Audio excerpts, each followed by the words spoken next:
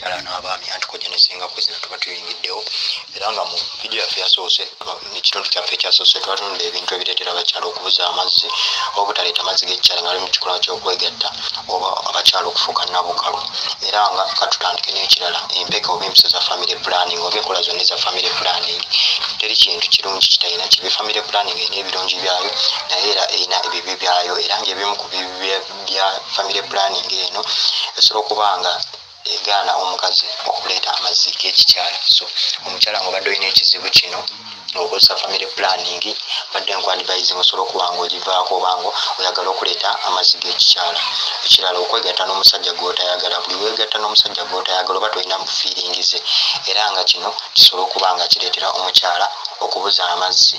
Kuba abakyala abasinga muli mu maka nga naye omusajja wamukoowa naye nga tolina kyakkola era nga olina okukkiriza okutuukiriza emikolo gy'okwezina kuba yakuwosa munnaayi ng'olina naye okubeera nga omusanyusa. Ekirala okwemazisa masturbation, omuzungu kyayita masturbation. Omukyala yenna ng'oliyo nga weemazisa oba ng'okola masturbation ne weegatta n'omusajja omulala oyinza obutakuleeta mazzi ga kikyala kuba omusajja ono ayinza obutakutuuka w'oba oyagala.